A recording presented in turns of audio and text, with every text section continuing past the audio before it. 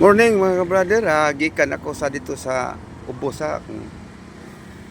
akong mga binuhing manok akong ipanglawgan nya ingon man ang akong mga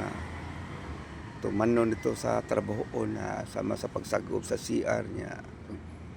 ugas sa ugasan mao naman na mga ka-brother nya ani ako kay nibalik ako aron pag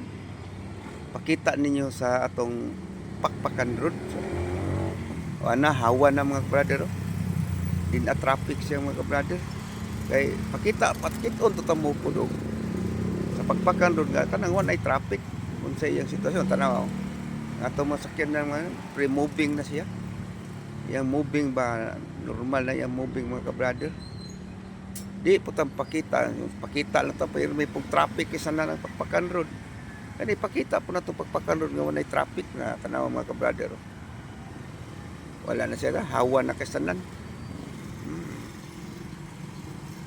Luag na kayo itong mga sakyanan nga nagpadong nga to sa syudad na mga ka-brother hasta pauli nga rin may DK5 luag na kayo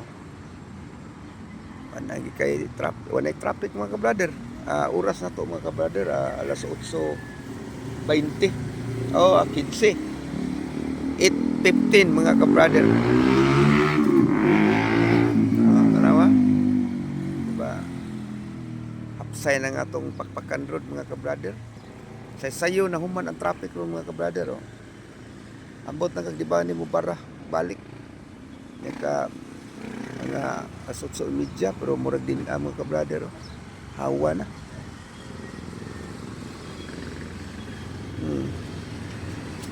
nakita po niyo mga ka-brother nga hapsay na ang atong trapiko di kay magpakita na puta sa atong video nga pirmi puno kay kasal sa pakpakan makita na po ninyo nga okay na yan dagan okay na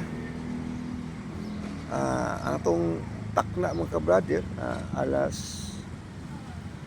8:16 mga ka-brother